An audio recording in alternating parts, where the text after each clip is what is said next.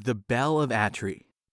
In the old Italian town of Atri, the king bought a fine, large bell and hung it in the marketplace tower. A long rope that reached the ground was attached to the bell. The smallest child could ring the bell by pulling the rope. "It shall be the bell of justice," said the king. The bell gave the people of Atri cause for a great holiday. Everyone came to the marketplace to admire the bell of justice. "Perhaps the king will ring it," said the people, waiting to see what the king would do. But the king did not ring the bell. He stopped and raised his hand. "My people," he said, "this bell is yours, but you must never use it except in times of need. When it rings, the judges shall come together at once, hear the case, and give justice. Rich and poor, young and old, it doesn't matter. All will be judged equally."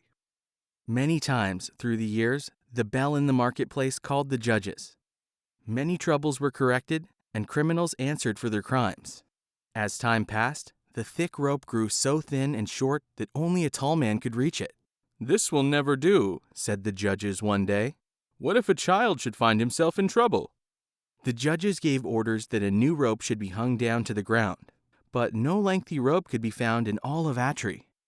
They sent across the mountains for one, but it would be weeks before it arrived. What if some great trouble should happen before it came? "Let me fix it for you," said a man nearby. He ran into his garden and came back with a strong vine. "This will do for a rope," he said, climbing the bell tower to tie the vine to the bell. The vine easily reached the ground. "Yes," said the judges, "that will do." On the hills above the village, there lived a man who had once been a knight, visiting foreign lands and waging battles. His companion through all that time was his loyal horse. As the knight grew older, he sought only gold. He sold all that he had, except his loyal horse.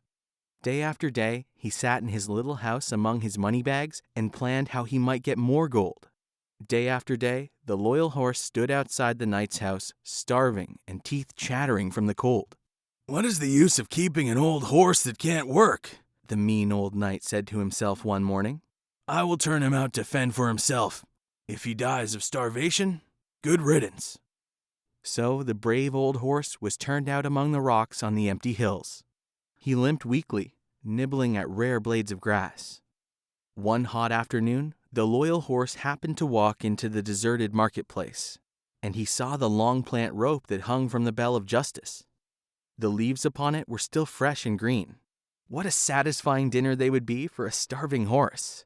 He stretched his thin neck, tugging at a delicious leaf, and the great bell above him began to ring, which all of the people in Atri heard. The bell seemed to say, "Someone has done me wrong. Oh, come and judge my case." The judges donned their official robes and went through the marketplace. When they passed through the gate, they saw the old horse eating the plant. "Ha!" cried one. "It's the mean old knight's loyal horse. Everybody knows the knight mistreats him."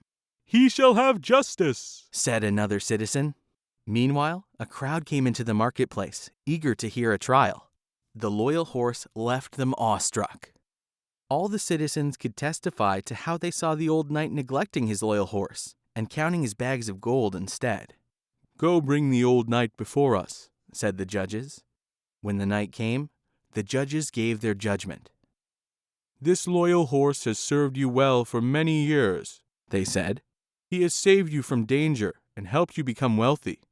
Therefore, we order that 1/2 of all your gold be set aside for your loyal horse.